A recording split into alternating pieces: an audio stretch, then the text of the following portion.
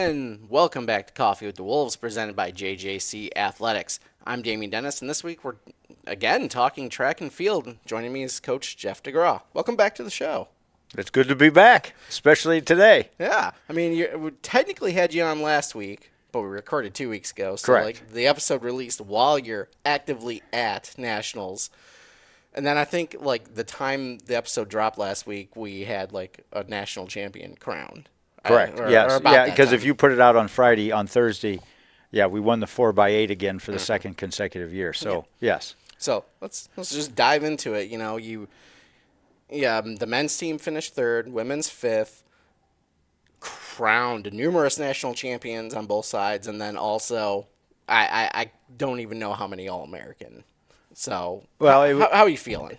I feel great. I'll tell you what, our kids performed unbelievably well in some very adverse conditions, but the conditions were the same for everybody who ran. Yeah. But our kids really came through, and I think part of that is living in the Chicagoland area. Mm-hmm. Although there is one in my over 30 years of collegiate track coaching, I went to the track with some athletes at 7:30 in the morning on Friday. It was raining. Our last event was at 5:30. It never stopped raining. I have never been at a track meet or literally anywhere where you're outside for 10 hours and it never stops raining. It didn't even stop, just like a light drizzle. Yeah. I mean, it come down the whole day. When we left here Monday, that was the last time we saw the sun until Saturday. It's wild. Yes. But, I mean, to have, 7 individual national champions and our first 2 women to ever win track titles, and they happened within hours of each other on Friday. Vivian Forte won the steeplechase. She was a clear favorite, but she ran her personal best, which, that's always our goal is when you get to nationals, you have to try your best. Yeah. And then Haley Ostrom won the heptathlon, and those two, Haley's performance was unbelievable the whole weekend because she not only did the hep, she was in 4 other events, as was Vivian, and they both made All-American in 5 events. Yeah. And Haley participated in 13 events over the 3 days. By the end, she was exhausted. Yeah. But she was the only person to do. I don't know of anybody else who comes even close to do 6 or 8 events. She did 13 over 3 days. How do you kind of coach and kind of keep her morale and keep her from being fatigued performing in that many events? Well, her goal was to always, from the time she joined this team, to be national champion in the heptathlon. And then, it's just a mindset of, what's coming. Yeah. We've talked about it. We've known all season what it's going to take, but until you actually do it, you can sit and talk about it all you want. Yeah. But she performed well.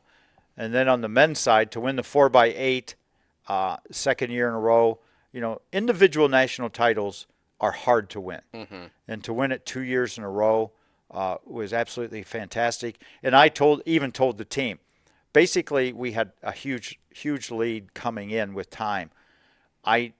Unless something disastrous happened, we probably were going to win. Yeah. And I was more, after that race on Thursday, I was more relieved than anything. We got through it. We won. Everybody's healthy. Yeah. Now let's move on to the next day.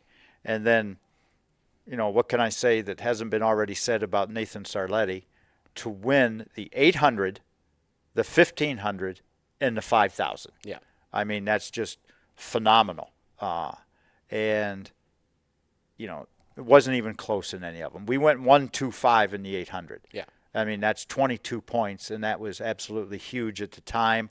The 5,000 and the 1,500 were both strategic races because on Saturday it did get sunny, but the wind going up the backstretch was so hard it stood people up. Yeah. But again, it stood everybody up. So the 5,000 was much more of a strategic race. It was very slow, but nobody wanted to take the lead. And there was no way this was, Nathan's 1, 2, 3, 4, fifth race, there was no way he was taking the lead. They ran slow. They were hoping he would take the lead and then just follow him. Yeah. But our plan was no, and at a certain point, I was going to tell him when to go, and it worked out absolutely great. I love this thought process and you said it was a strategic race. Hearing this strategy now, especially after the fact, so you're not giving away any secrets. No, we had picked a point where we wanted him to go, but with the wind, I changed, and we already had it set up. He would look at me, and I would just give him. I would never say anything because if you say something, everybody in the race can hear you. Yeah. And I just gave him just a thumbs go. And it was with about 900 meters to go because I knew if he jumped the group with the wind, yeah, they need time to react, and then by the time they react, he has such a big lead, and then they're going around the other side, and everybody's going into the wind. Yeah, and that worked. He ran that to perfection. Yeah. So he ended up finishing with 4 national titles, right? Correct. What do you make just overall of that performance? And that's 5 on the year for him as well, if you count cross country. Correct. And he was just yesterday named Male Athlete of the Year for track and field. That too, yeah. He's a freshman too, correct? Correct. So he's potentially got another year of doing this for you. Oh yeah, yeah. like, but I've had individual meetings with everybody, and we talked yesterday, and I told him now he is the marked man. Mm-hmm. It could make anyone's career if they beat him. Yeah. And now he's, you come in as a freshman, everything's new. Nobody really knows who you are. Yes, he won cross country. His times in track, everybody knew he was good. But until you actually race against him, now that's everybody's goal. It's just like when I see athletes, and I point them out from other teams, I point them out to our kids. That's who you want to be. That's who you want to be like. And that's, for distance-wise, for next year, he's a marked man. Yeah. And beyond Nathan, though, the other kids, performances, yeah. I'll tell you, especially, we've had the Johnsons for 2 years. I mean, they're phenomenal. I wish they still had eligibility left, but I know we only have 2 years, so they have to move on, which they are. Michael Welcome, also a kid from Lockport. He was teammates with the Johnsons in high school. Was All-American in the steeplechase and the 400 hurdles, which is a way different combo. But he ran such a great preliminary race to make the finals in the 400 hurdles. And our sprinter, Azariah Henry Bowles, phenomenal meet in the dashes. He was third in both the 100 and 200. In the 100, he came in as the 6th or 7th ranked person. He missed winning by 3/100ths of a second. We didn't know at the finish who won until it popped up on the scoreboard. Yeah. And the same way with the 200. His times were phenomenal. He ran in absolutely great races. And it was just, in the 200, he finished third. He was the last person in after the prelims. So he barely made it. Yeah. But he came to perform when it mattered most. Another one, Colin Dames winning the shot put. He had the best throw coming in. And an interesting story with him, he had the hammer first, which was a great thing because his main event was the next day. But this hammer throw got the nerves out. And as he's warming up, he throws his hammer into the hammer cage, and they can't get it down. It's stuck. So he has now his hammer he can't throw. But in the national meet, you can throw anybody's implements that's in the meet.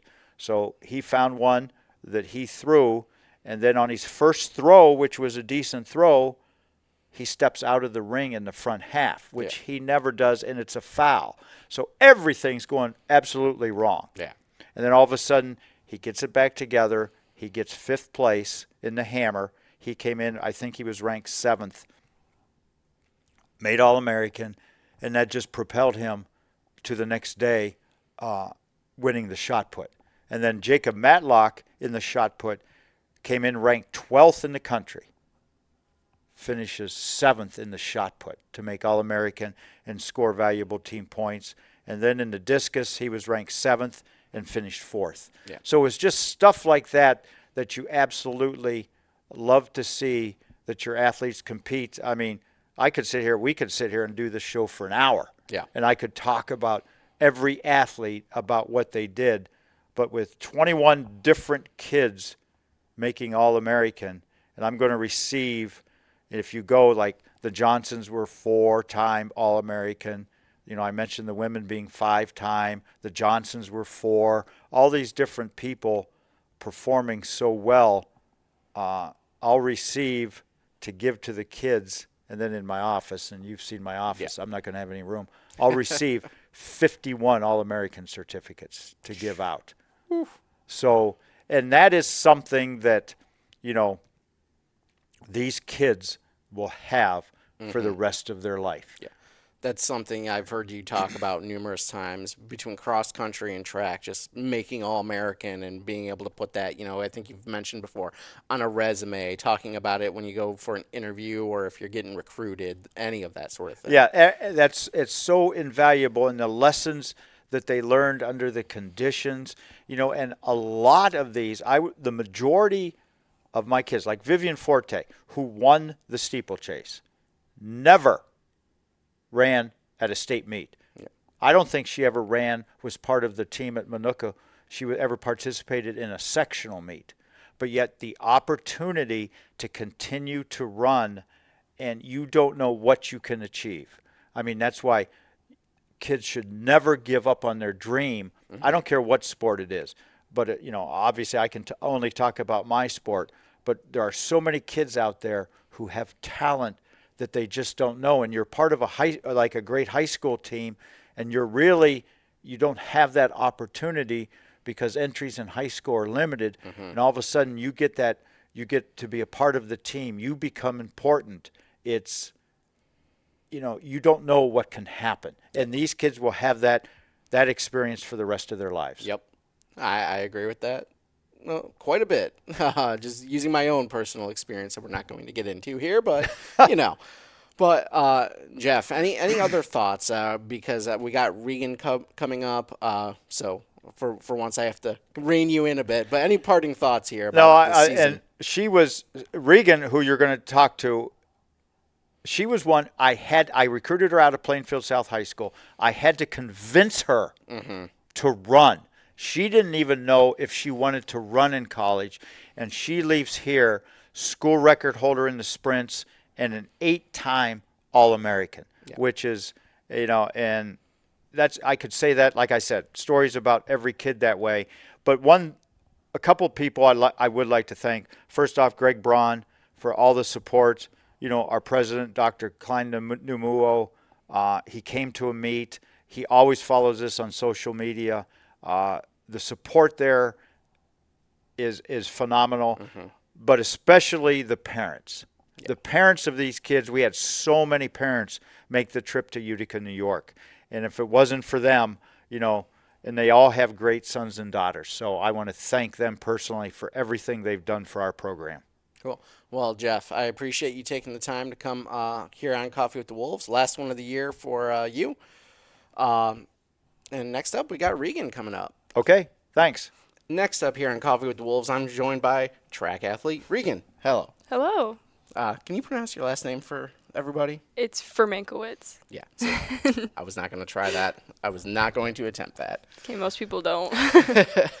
But we're here to talk to you about, you know, your team's performance at the national track meet, your personal performance, team performance, and just kind of recap the season a little bit. But the women, you know, you placed 5th nationally. You know, what's that mean to you and your teammates? I think that's a really good accomplishment for us, especially since going in, like, our whole team, there's only 10 of us, and I think about, like, 7 or 8 of us competed. So with just having 7 or 8 of us compete compared to other teams having, like, 15 or 20, I think that's a really big thing for us to, like, come out and, like, show that we can do it with a small amount of girls. Yeah.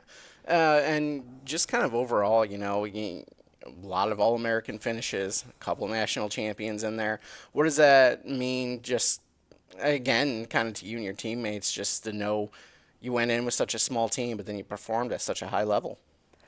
I mean, like, just seeing that so many people like went out there and gave it their best, and like knowing again that we're such a small team, but like we can come out and like make a comeback and show like, just because we're small doesn't mean we don't have this like power and like this strength. Yeah. And then having our 4x8 doing a double national championship for our men, and then our women going out there and also getting second is also pretty great to see, especially with our individuals too. They all did amazing out there. Yeah, and I guess since you mentioned them, just any thoughts on the men's side, just because they finished third. I can't even count how many technical national champions Yes, were crowned. Yeah, I mean, being with them for 2 years in a row and then seeing them both get third place is pretty great. Obviously, like DuPage and Harper, always going to be a big competition, but for us to still get third with a lower amount of men is still great to see, especially coming back and getting a double national championship in the 4x8 is great to see as well. What do you make of Coach DeGraw's coaching? Just, men's and women's side, kind of having this year after year success at the national level. What kind of credit can you give to your coach? Oh, I give him so much credit. He always makes this big thing about me. When I coming into JJC, I did not think I was going to do track and field, but him persuading me to do it made me feel so much more confident in my running, and he showed that like I had all this potential in me. And so I give him a lot of credit for his coaching and his coaching style. Definitely so much better than years before coming out from high school, and now he definitely wants to give everyone his all to him, and he wants everyone to do great. Yeah. And just because you kind of mentioned it there, I'll jump further ahead in my planned interview here. But you mentioned, coming to JJC and not knowing if you're going to participate in track and field. How did Coach DeGraw kind of convince you to go out for the team? And then also, just what kind of led you to JJC, both academically and then, I guess, still joining the track team? Yeah, so when I was in high school, I wasn't really sure like where I was gonna go, or like if I was still gonna like do track, because I wanted to focus on like my major and like schooling. But then he kept bugging me, he kept texting me, showing me like, oh, I could be a part of this team, I can make a huge difference. And I was like, oh, you know what, like I like track. I like the feeling of being with the team, the feeling of just like competing. So him convincing me to run like really pushed me to like continue and going forward. So I definitely give him credit for that. But overall, I'm glad I went with the decision. What is your major? I'm studying environmental science. All right, that's cool. Yeah. Have you taken any classes towards it yet, or just gen ed stuff? There's been a couple of classes that I've been taking, so I'm actually staying another semester here and taking more classes for that major. Cool. And yeah, and you're a sophomore at JJC, so at least your time running track here is over. Do you know? It's such a weird question because I don't know how to phrase it. But do you want to go to the next level and keep running track, or are you just going to focus on academics now? So I was thinking about just doing academics, but seeing all the potential that I've had and coach still convincing me to keep going, I definitely am going to continue with running just so I can keep seeing how far I can go. And I know you can't talk about potential recruiting processes per se, but kind of on that topic, we'll go back to the national meet. I want to ask you, and you told me off camera, but recap your personal performance, the events you participated in, your finishes, and just kind of your overall feelings about that personal performance. Yeah, so when I went to nationals, I competed in the 4x1, the 4x4, and then the individuals 200 and 100. Both my relays, we placed 6th, and I'm very proud of how that came out with us, especially going in. We may have been ranked a little higher, but with how the meet's been and how everyone's been, coming out as 6 is very great for us. And then for my 200, I placed 4th. Going in, I was ranked a little higher, but you never know with outcomes, and I'm not bummed about it, not happy, but I'm still great for how I turned out. And then for my 100, I went in going placed as 7th, and then I came out placing as 3rd. So very great with how everything turned out with us. And, just kind of looking back at the overall season, you have the indoor portion, then the outdoor portion, that kind of month off or so in between. How do you just feel about the way your sophomore season at JJC kind of progressed and ended? Like, whatever thoughts you have about the season overall, really. Yeah, so I think coming out from my freshman year to my sophomore year, I definitely felt like I did more, and I definitely feel like I've accomplished more. And from the beginning of my sophomore season, I kind of started off a little rough, and then like because indoor is not usually like the best to compete in with like the track and overall, but I'm very proud of how my times came out, especially with the athletic training that we have here, and then coming out to outdoor with still continuing and pushing myself forward. I definitely think everything turned out very well for me. Yeah, I want to ask. I know I talked to Coach DeGraw about this a little bit, but you might provide better insight. You mentioned kind of the difference between running indoor and outdoor. Could you expand on that a little bit and just kind of describe the difference between the track and the events in, again, indoor, outdoor?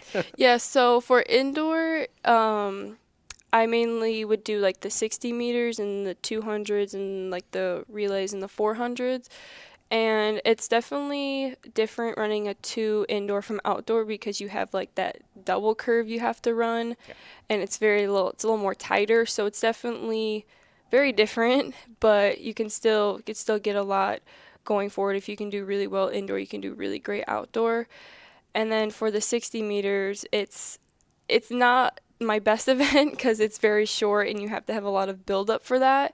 But I still think just doing the 60s and the 200s indoor helped me a lot more for outdoor. Yeah, and that's something Coach DeGraw said over the season, just about how the indoor portion helps the outdoor portion. But it's nice getting a little bit more insight from the people actually running Yeah. running the events. But Regan, I don't have much else for you. Any I guess lasting thoughts you might want to share about the season or your time at JJC? I mean, I don't really know. I mean, I just think coming here overall was a very great opportunity for me. And then, especially with DeGraw, like seeing that I had all this potential made me feel a lot better with it. So I definitely am going to continue forward with track. And I don't know, I definitely think I've had a great season and everything. Well, congrats on your personal success, your team Thank you. success, and thank you for joining me here on Of Coffee with the course. Wolves. Very happy. And we'll be back next week, I think.